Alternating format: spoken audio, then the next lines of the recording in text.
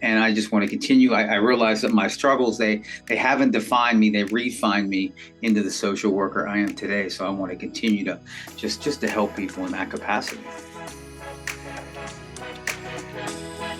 Welcome back to the You Need a Counselor podcast. This is a show presented by Heart and Solutions Counseling Agency. We release new episodes every Sunday at 5 p.m. Central and encourage you to batch up that laundry, put away the dishes, plan for the week ahead, or do any other task that might seem daunting while you give our show a listen. You might just be encouraged to call your therapist, connect with this week's guest, or seek out those services you've been considering for a while but haven't made the commitment to yet. If you are in the state of Iowa and are in need of mental or behavioral health counseling, give us a call at 1-800-531-4236. Enjoy the show. Hello, and welcome back to You Need a Counselor podcast. My name is Dr. Julie Johnson. I'm the president and founder here at Heart and Solutions.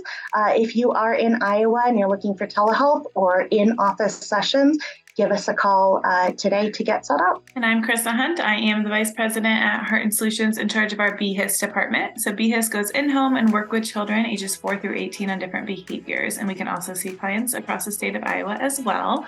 And this is our podcast, You Need a Counselor. So we are designed for people curious about counseling, but have barriers keeping them from experiencing the benefits of counseling.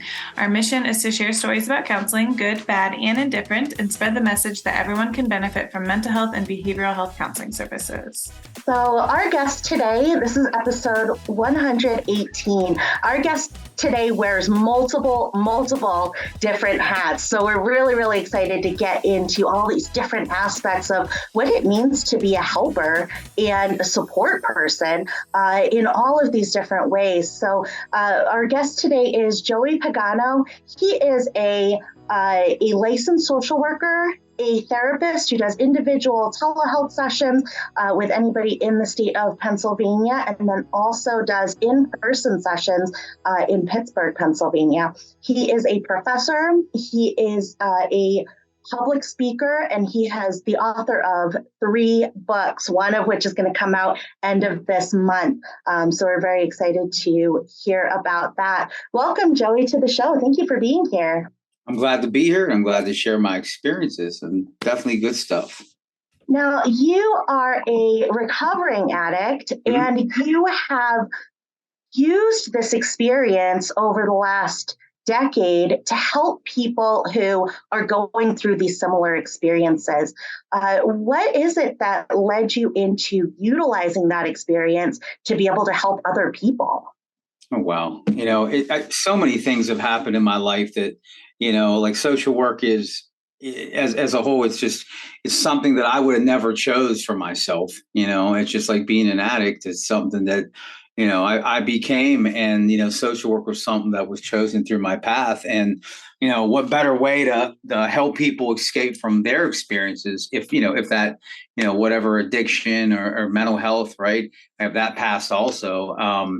If it's applicable to them, then maybe they can learn from my experiences. And I just feel that, like, I always felt that I owe, and I want to just give back. And I always want to just help people and just continue to help. And I just want to continue. I realize that my struggles, they haven't defined me. They refined me into the social worker I am today. So I want to continue to just to help people in that capacity. Awesome. So you mentioned that you didn't choose social work, it kind of like chose you. Can you kind of go into like how you got on that path then and what led you to become a social worker? Yeah, well, now I went through 22 years of active addiction. And like I said, it was pure hell. It was just like, the pits of despair. And I have so many experiences through that where I almost didn't make it through. And I just, I remember that. I remember those last moments of, it was where I was just praying to just die. And I was just walking through Charleroi, Pennsylvania, which is a suburb of Pittsburgh. It's in the southwestern corner of Washington County. Small little town. Everybody knows everybody. And I couldn't stop using. And I was like a byproduct. I always say, like, my life was a perfect storm. And it was a byproduct of all these things that made up the perfect storm. I had just some like mental abuse. And I had, stigma was always so heavy in addiction. I come from a place that I was just a junkie, and let this guy die. He must not want to be clean. And so mental health, anxiety, ADHD, just a kid with all these different things, and bullying every day for high school. So I had all this stuff, and it's a perfect storm. And as a byproduct of that perfect storm, addiction kind of like preserved me. As bad as a coping method it even is, it preserved me from not killing myself. So I found myself going through those 22 years and just, listen, I never forget it. I went down the street, I committed a crime, I got my drugs, and I came down, I walked down, and I said, listen, I'm killing myself today. I can't take this anymore, this addiction. I can't do anything. I can't get out of this madness. And I sat down on the sidewalk, and it was across the street from the police station. And I called my mom, and I said, Mom, I'm so sorry. I said, I'm killing myself today. I can't take it. I'm so sorry I failed you. And she's screaming. I'm just crying. I'm just sorry. And instead of doing that, I put the phone down, and I walked across the street for whatever reason, and I turned myself in, and I said, "Please help me. I'm gonna. This is like the day before I die." I told the chief, and he hugged me, and that was the first hug. And they didn't call me a name, and I spent like some time in jail, and then I got out, and it was like, listen, I became this recovery cowboy, and I said, listen, I got my whole car. I had this Dodge Dart, this red Dodge Dart. And my convictions were just, I'm going to save every life, and I'm going to help everybody. I got my car. I got this decal, this big Phoenix on my car. It's crazy. And then I had these hands on the trunk, and it was like the recovery mobile. And you talk about social work choosing me. And I'm just, hey, listen, if you were getting high and doing the wrong thing in, we'll say, like the suburb of Pittsburgh called the Mon Valley, a town called Charleroi, in a 213-ish, you did not want to see me, because you got the recovery mobile with the recovery cowboy driving around, just throwing people in the car, not working, taking them to treatment, getting food, you know what I mean? And it was just like social work. Nobody taught me that stuff. And I just wanted to help, and I wanted to make a difference. In all the dark corners of my life that I lived in for so many years, that I prayed for my life to end, it didn't end. So my struggles did refine me, and they didn't define me. They didn't leave me back across the street from the police station. I was saved for some reason. And I believe sometimes, instead in life, just to quit choosing and get chosen. And social work chose me. And that's how it happened. That's awesome.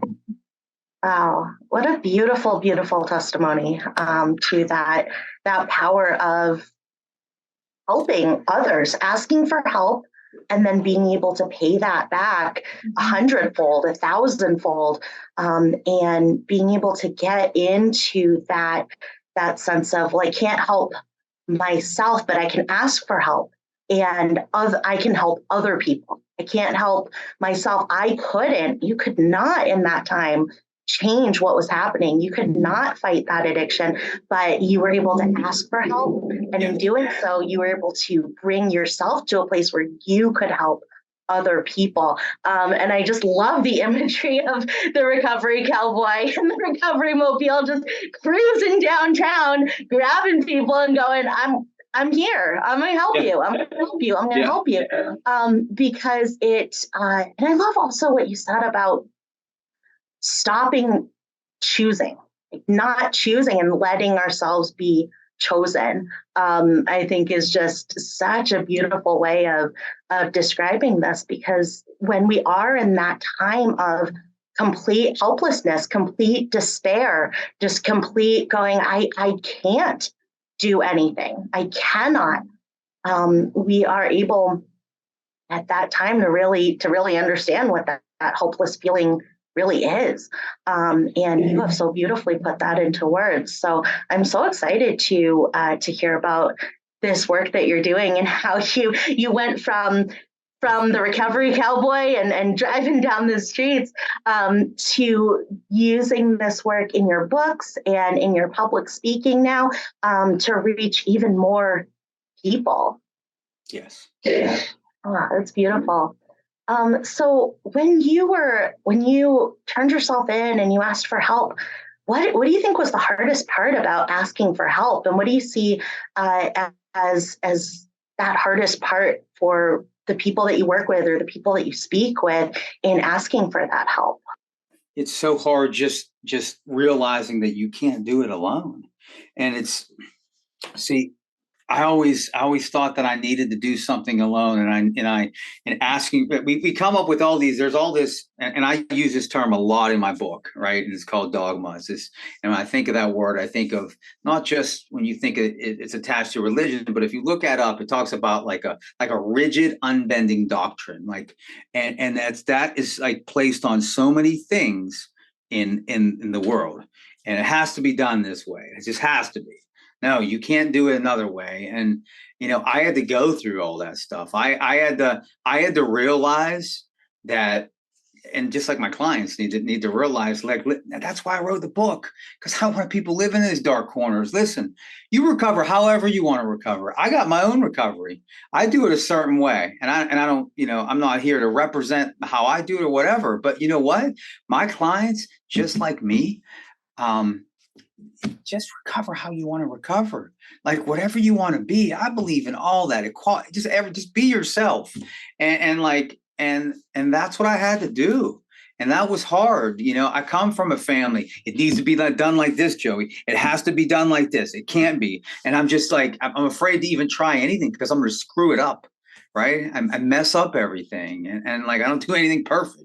I'm human, and we like when we could humanize ourselves and like realize, like, listen, like I'm gonna make mistakes. It's gonna be okay. It's like humility. I'm not as bad as I think I am. I'm not as good as I think I am, and I gotta be okay for just like meeting right in the middle. And that is what I tell my clients, and that's kind of like that's part of why I didn't get clean for 22 years. I always say, like, and this is a good analogy of how my life was. Like I said, hell isn't just a place you could go, right?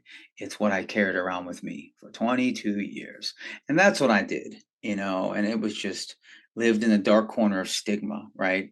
But listen, when you read my new book, when you get a chance, I put a lot of those situations that led up and maybe people could identify with, right? All that stuff. Why couldn't I recover? Well, first, I didn't know I was an addict. Two, nobody told me I was. I didn't know such a thing as recovery.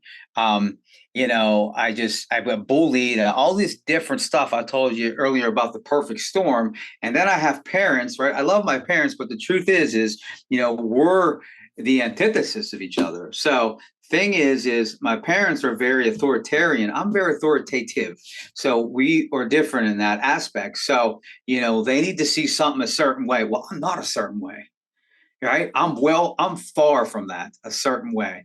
And I'm from like, listen, like I'm just myself, and that's just how it is. And so when you come from all that, then you go to the military, then they just drinking. It's the best, and then that's, and that, you always hear back in the 90s, they had the LGBTQ in law. They had was like, don't ask, don't tell, but they don't hear about the addicts. Listen, the addicts got stigmatized so bad, and I'm a living example. So it was that doctrine, the same thing, just in a different way, that was carried into the army. And it was like, I shouldn't have used drugs, right? I you know what I mean? But like, I just thought it was just partying. And then I found myself, I didn't know I was an addict. So they listen, junkie, you're going to get out. And they kicked me out of the army. And then I found they took me to the border of the base across on the West Coast up in Seattle, right? And just dropped me off at I-5.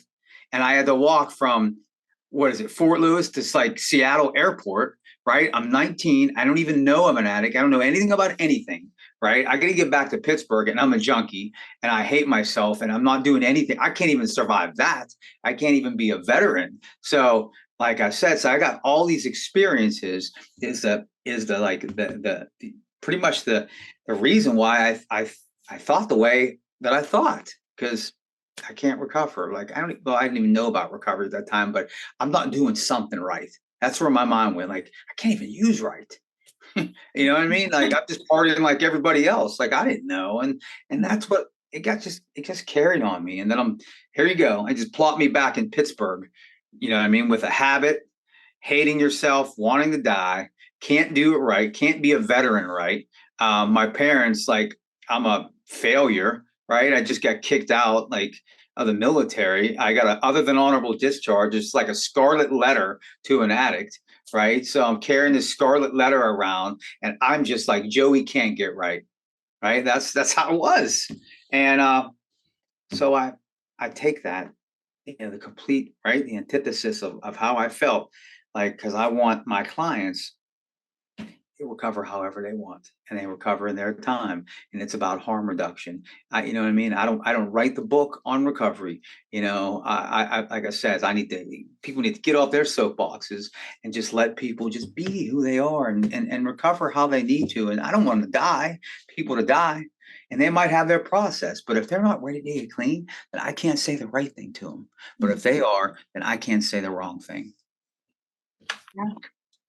So then when you got out of jail, did you go into like a rehab facility? Did you look into counseling, or what was your next steps after that then? Well, good question. I got out and I became that recovery cowboy, because like it was like recovery was in my blood. Chrissa, like I was getting excited, and I said, I'm going to be of service, and I'm going to save everybody, and they need food. I'm going to give them food, whatever they need. I got it. Right. So I'm driving around, and I went to the same clinic, which is, we have pretty much a large human service organization. It's called Southwestern Pennsylvania Human Services, SPHS, right? It's in like 7 or 8 counties. So it's rather large. So prior to that, I was in intensive outpatient, right? I couldn't get clean. I didn't even really know what recovery was, right? Because I really didn't want to get clean at that time, and I kept failing. And then getting out of jail, I got back, and I started doing well, and I went in there and I completed the continuum of care, getting out and then going through all the different steps of treatment. And I was in there trying to do well, and I found myself getting some more of the education and learning some coping methods and things that now that right, because my ears were open. I could actually hear what they're saying. They weren't clouded by active addiction. They weren't clouded by I still had that, that my heart was like still corrupt from all that authoritarian stuff and all the stuff from our country, that perfect storm, right? Anxiety and ADHD, and just still, but I could hear them. And I was starting to, enjoy therapy, and I continued that for years. I love therapy. That's amazing that you were able to have that experience and then use that experience that, I asked for help, and then I went in, and it slowly started to make sense. I was able to hear these things and how much it changed your life, and then being able to pass that on to other people in your work as a social worker and as your work as an author. I love what you said about your parents were authoritarian and you're authoritative. And I just would love to hear more about that differential, because I think it's such an important distinction. Listen, I have friends. I have a good friend. One of my good friends she's the chief operating officer at Cheryl Emmelin. She's an LCSW, and we have that discussion about that too. It's just I'm just so different, and there was just so much cognitive dissonance that I just don't agree. I never, and for so many years, like my parents would. I'll preface that I love them. Let's preface that, and I just don't agree. And, it got mixed in, right? You got like the political, and you got the father that just sits there and watches politics all day. And you got my mom, who's a loving mom, great mom, but she has that, like, like I said, like she's really conservative. She just has her values, and there's nothing wrong with that. And that's just who she is. But she, she puts them on you. And I just, that's not who I am. But then you fall into that. I think, when people in families where that happens, she'll still tell me some of the same stuff. She goes, "You just believe what I believe because I'm your mother and I love you." I said, "Mom," I said, I can't agree with that. And so I got a lot of that, but it was, it wasn't in that way, right? Because I'm an adult now, but it was, you're a kid. And a lot of yelling and everything like that went around the house. And so, I mean, at the time, I didn't know what cognitive dissonance. I didn't know any of that stuff, right? I'm a kid, and I found myself. I mean, those values. Listen, and it's hard because I still, nothing wrong with my mom, but I still have her in me, right? Because I have that super ego, that part of it, and I catch myself still doing stuff, right? I am so of meeting people where they're at, meeting family members where they're at. It's so hard sometimes, but I still have her in me. I've been parenting my child, right? My daughter Gianna, she's 14, and like I'll catch myself just like taking away her autonomy and some of my words. And Jody's like my wife. "What are you doing?" I was like, "She's oh Pete's." You know what I mean? And like, she don't have to do schoolwork like you. I'm crazy when it comes to schoolwork. You don't even know. Where do we go into and I have it like I have my own doctrines and I have my own ways of doing stuff, and it's just insane, right? Like the levels that I go on, it would blow your mind. And but I push that on there, and I'm like, that's not who I am, and I don't want to teach her that. So I have to I'm getting better, but like that's what I went through my whole life. Like we talk about very, very, very critical parenting. Like, you know what I mean? And that's hard. And it's just hard. And they've adopted a son, Xavier. I mean, he's like my best friend, and that's a whole nother story. That's in the book. And listen, and I see that happening, and I said, "Mom, Xavier's going to do it. He's going to do something a certain way. No, he has to do this, and yeah, it's just like I told you." She was like yelling at him, and like I told you, Xavier, and repeat her 100 times. I'm like, "Mom, he's going to go crazy."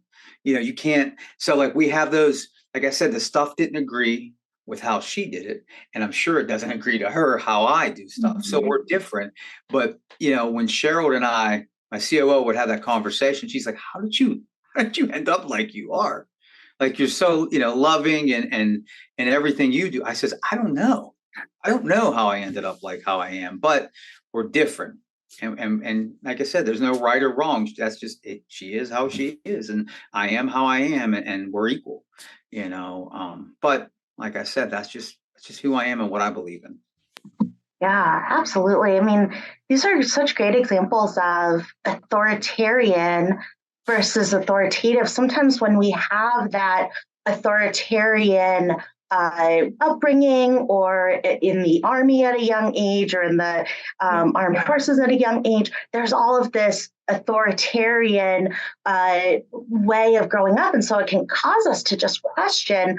When we disagree, it feels like, well, I'm wrong. So my options are be authoritarian the way that the authority figures in my life are, or don't do anything and be wrong. And so it can feel like those are our only options. I can do one or the other. And I love that you bring up being authoritative, because if being authoritarian is, I want to try to control the people in my life. I want to control my child and what they do, and my clients and what they do, and my my coworkers and what they do, versus authoritative, which is, I am secure in what I believe and what I will do. It doesn't matter to me what, I care about other people, and I want good things for them, but I'm not going to be authoritarian in terms of trying to put my will or my thoughts or my beliefs on other people. But I am going to be very strong and authoritative to say and speak freely to other people and say, this is what my journey has been. These are what my values are. This is what I will do or will not do. And so introducing that third option into the equation, right? I don't have to choose between, do I want to be like, I was brought up and be authoritarian, or do I want to have no identity and always feel like I'm doing it wrong? I can be authoritative as a third option. And I just really love that distinction that you're making there. And just even add, like I said, my mother definitely has grown. And my sister told me that the other day. And my sister's a little more closer. She's like in the middle. And between my mom and myself, I don't think she's either. But the thing is, it's hard because we have our parents in us, no matter what. And as you know, there's parts I love and there's parts I don't. And but it's like I can't take that, and I catch myself like I grow, and I have my own therapy I go to, right? And it's just like Joey, like some of that just might not change, and it's like you know. But like I said, we do our best, and I think it's my mom has grown, right? So, she like think about this. This is crazy, and I was talking to her. I mean, she comes up from I don't blame my mom because maybe there was a day I did, I don't, because she got raised like that, right? So she gets raised. She comes up from the baby boomer era in a time where there is like the neighborhood addict, right? There's no other addicts, and she's like, "What's an addict?" So she comes up with that. I mean, she has her own stigma against all that, but then your son's an addict. And then she's the most loving, and she's a good example of how, like, because her son was an addict, she's able to like grow and like open her eyes and understand that like it's not, because I see it. I know a lot of people from her era, right? She's 66, 67, but I'm friends with a lot of people that era where the stigma is just, it's horrible.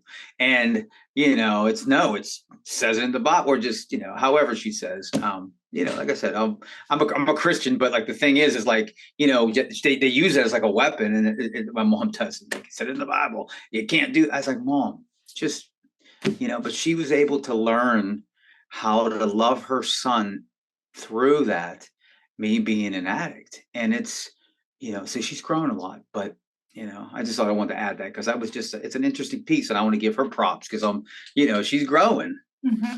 Yes, absolutely. And it's so clear in your description of your upbringing that there isn't blame being placed on anybody, because, as addicts, we are using whatever it is that we don't have a choice over. Like, we are using the thing that we're addicted to help cope with anything that's in our lives. And so, I love your description of this and being able to go, yeah, this is how I grew up and this is how I reacted to it. But that's not why I was addicted to these things. And because as you describe it, it's so clear that the way that you think about it is, no, you're not blaming your mom or your dad or your sister or anybody else. It's that you were using this to relieve these other worse things that were going on inside.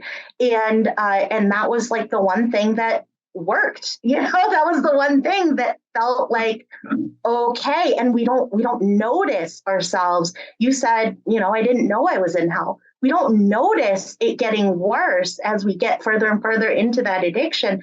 And we think that that's just how life is. So we go, okay, well, I'm using this. It's the only thing that works to relieve myself from this other pain. And then we don't notice that it's driving us further and further into that hell place that we carry with us and we take with us. And so I just think it's so beautiful how you describe your upbringing, but in a way that you can say, you go, no, I see these pieces, and I see that these are pieces that I struggle with.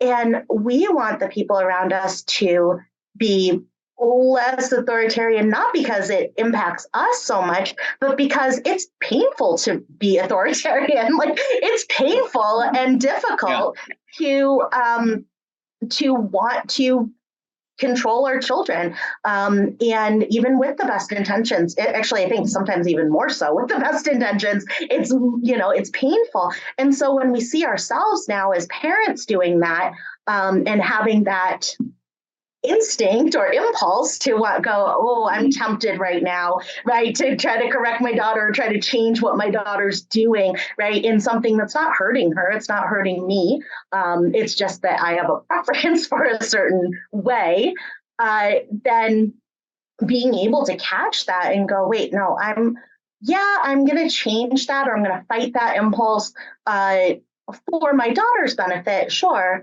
but for myself mainly for myself, because it is so painful to go down that route.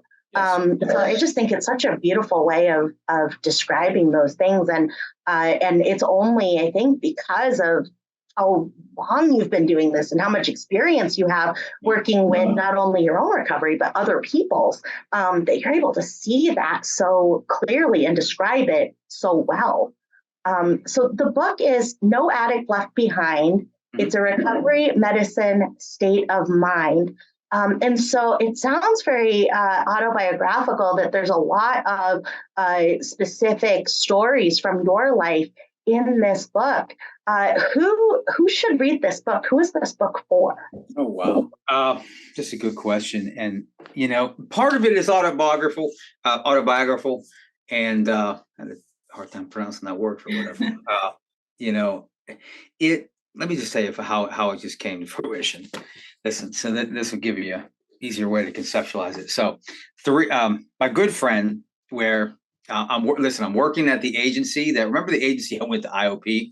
Well, I'm the project supervisor there of the whole entire opioid use disorder program, which is crazy, So that's just, where I've come. So I'm working there, working in the trenches, helping addicts, therapy, just the different stuff I'm doing. So I come to meet my colleague, my good friend, Dr. Scott Cook. He's known as the traveling doctor. He does a million things. He's just busy like me. And we both share some of the same beliefs, not to give up on anybody. So we would talk here and there.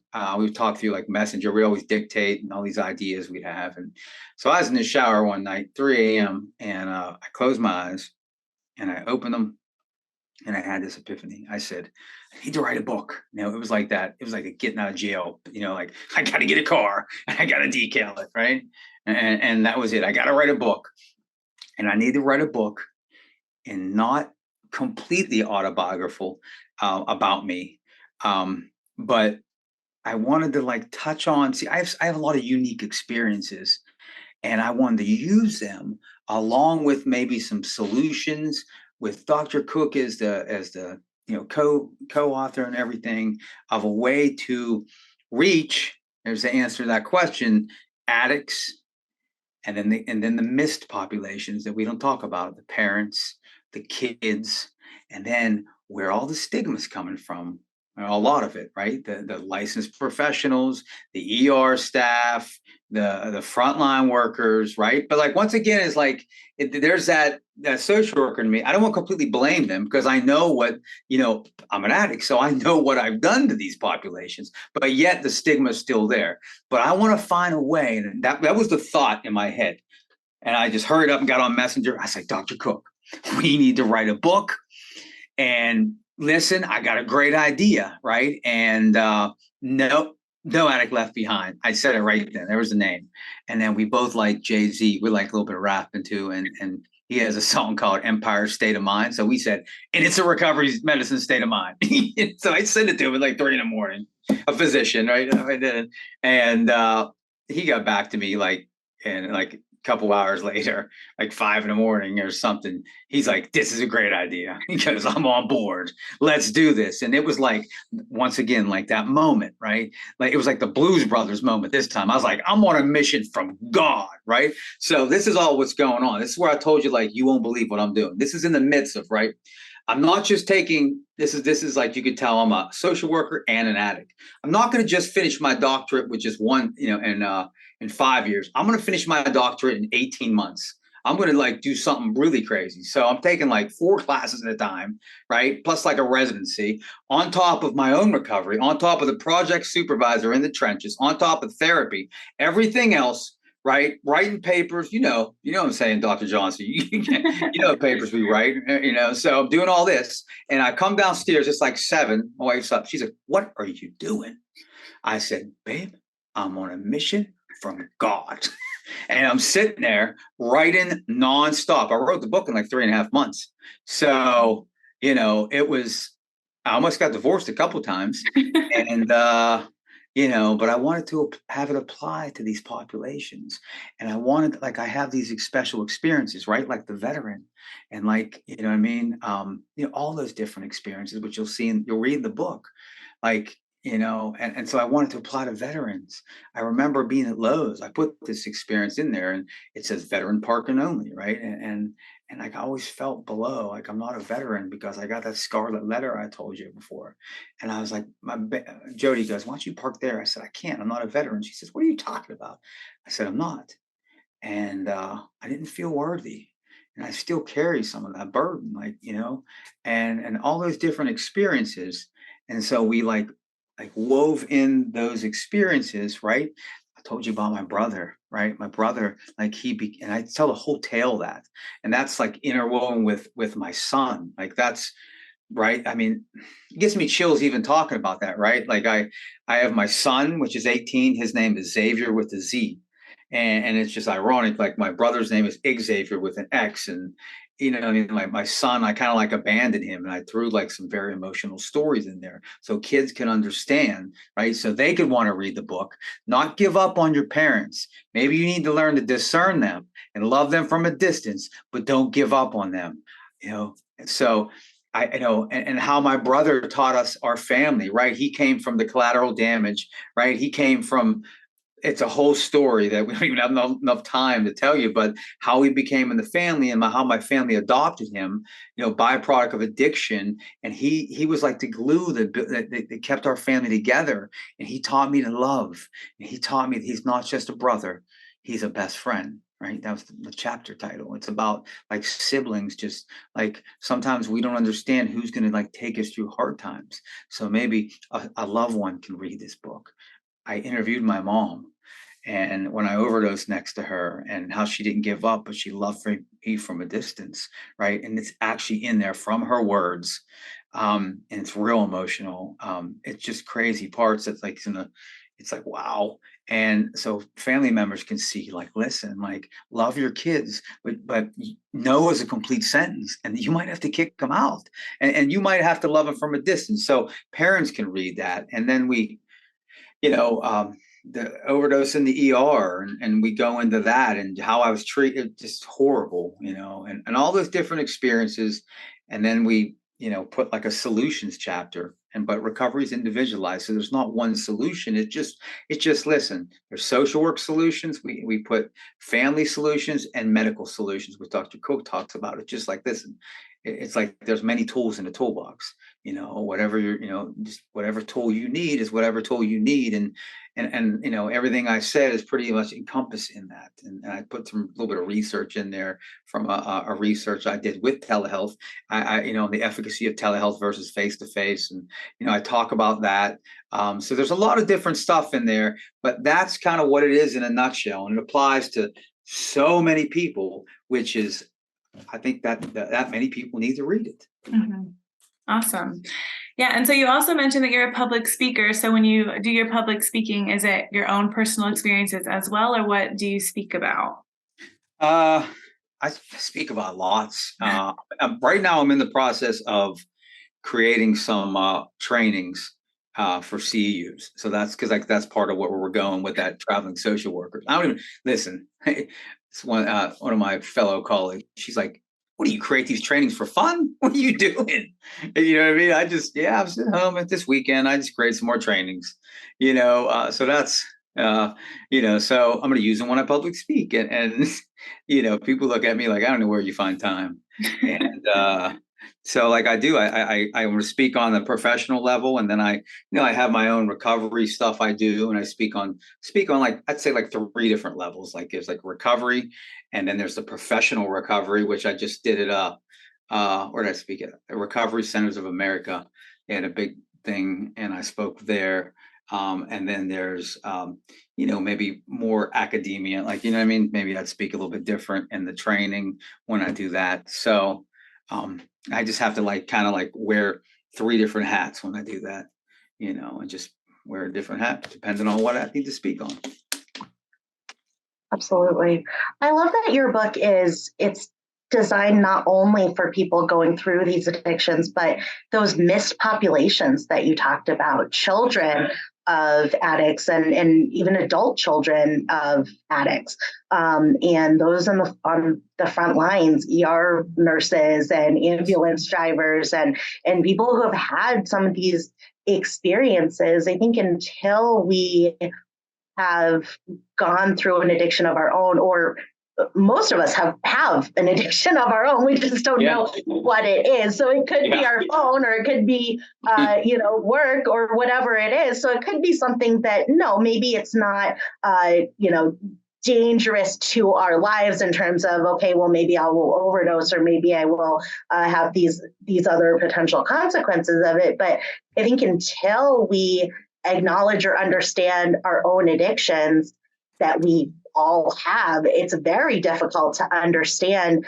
ones like drug addiction, because there are certain addictions that you've talked about stigma many times on here, and there are certain addictions that have more stigma on them than others. So drug addiction has so much more stigma on it than phone addiction or pornography addiction or workaholism, or, all of these other addictions that are very detrimental to our lives, but we don't see them, and the society doesn't see them in the same way. And we might be in hell right now because of our phone addiction and just not know it. We just don't know that we are, and it just feels like that's just how life is. So I love that you're bringing these stories in for those missed populations, because it is so difficult when it's somebody that we love going through an addiction, highly stigmatized, being able to try to understand that addiction. For me, when I first was in this field, I thought, I always worked with kids, and I always thought, I can't understand why someone would choose alcohol over their child, right? Or would choose, and the truth is, what I came to understand is that no, they're not choosing that. Nobody is choosing those things, but it feels like, from society perspective, like, oh, they are choosing. My biological mother had an addiction that caused her to be separated from me, and it always felt like she chose that, but she didn't. And once I understood that, like, oh, I'm not choosing my own addictions. I'm not choosing those. I have no more power over those than she had over that. It can help for those missed populations to help heal some of the damage, because it's not just us as addicts who are impacted and harmed by the addictions. It's everybody in our lives. So I love that you're offering that. Yeah, and I threw, just so you know, like, there's a chapter in there where it talks about that. I compared the addictions. I said, because then I said it just all ends the same. I said addiction is disease that just comes in. I think that's the chapter name. Right? Addiction comes in many forms, but all ends the same.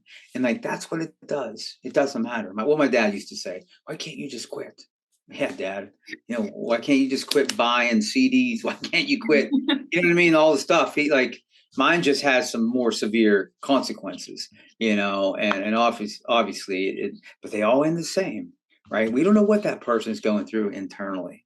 You don't know, you know what I mean? Like, people don't know. It's just obviously, when you're going through a heroin addiction or something like that, obviously, like, we could notice, but when you're not paying the bills and you're taking a mortgage out on Amazon, we might not know.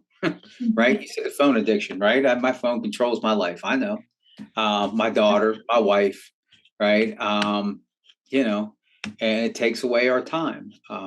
But guess what? A lot of it's socially acceptable. So guess what? We just, Do I do I yell at my daughter and tell her? Not really much. I might say barely at all though. So drug addiction is just not accepted, obviously. But it's just how it is and I try to like convey that in the best example I can in the book. Great. So if people are interested in reading your book, and it's coming out on the 25th of this month, where can they find that? All right. You can find my book, No Addict Left Behind. It's a recovery medicine state of mind on the 25th, which is next Tuesday on Amazon.com right now. Soon to be, it'll be available in stores, but not yet. And the audio book, we're going to work on that, I think, in July. So. Awesome. Mm-hmm.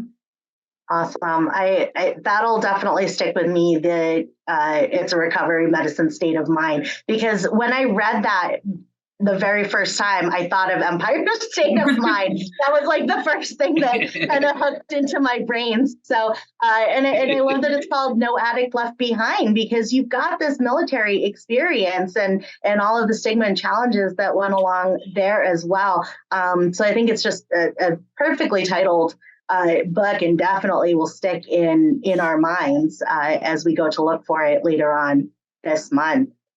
So, Joey, if you could give one suggestion to somebody on the fence about starting counseling or asking for help, what suggestion might you give that person?